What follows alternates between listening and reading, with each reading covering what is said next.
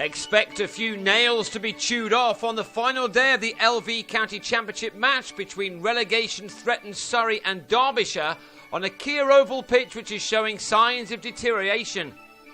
The penultimate day was one of attrition as neither side wanted to give their opponents a foot up. Derbyshire began it on 13 without loss in their second innings, which left them 57 runs behind, and Paul Borrington and Ben Slater worked hard in the first half an hour or so as they knocked off a further 16 runs off the deficit. The noticeable thing about the pitch is the variable bounce when bowling from the pavilion end, and that may have had an influence on Slater's dismissal as he used the back of his bat to offer Zafar Ansari a catch off Tim Linley. There was also turn for the spinners from the other end too. So Derbyshire knew that they wouldn't have to fill their boots to have a chance in this game. Wayne Madsen was hit by one delivery, but he and Borrington kept going right through to lunch. For those brought up on a diet of T20 cricket, this was something rather different. Batting was not at all easy at times. Borrington was out just after the break as Linley got one to nip back sharply and stay a little low to pick up his 150th wicket for Surrey, one which left the visitors on 80 for 2, 10 runs in front. The big partnership was always going to be the next one. Shivnarine Chanderpaul is a man tailor-made for moments like this, while Madsen has been proving all year what an unbelievable fighter he is.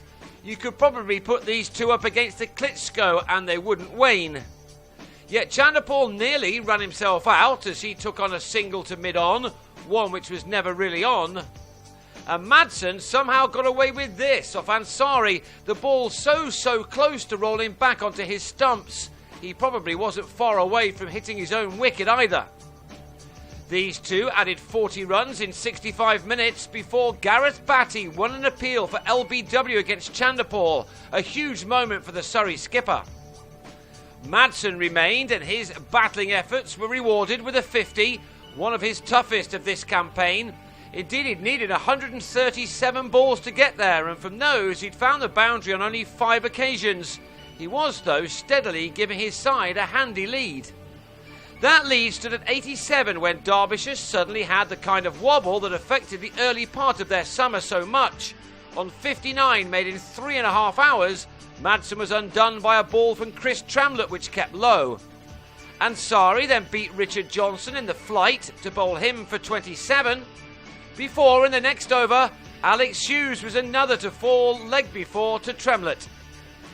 Derbyshire then lost a 4th wicket for 26 runs when Peter Burgoyne edged Batty to Xander de Brain, and now the hosts had their opponents just where they wanted them.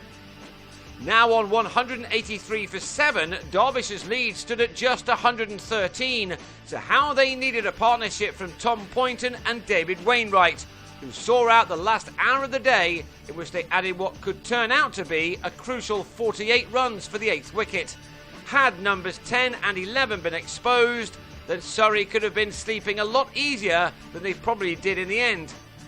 Poynton went to bed on 29 with Wainwright on 22, and they've taken their side to a score of 231 for 7, made it only just over 2 runs per over. So they now lead by 161 runs, and if they can get that above 200 on a pitch that will wear some more, then they have a chance. As of course do Surrey, whose need to win is a little greater. They've yet to do that so far this season.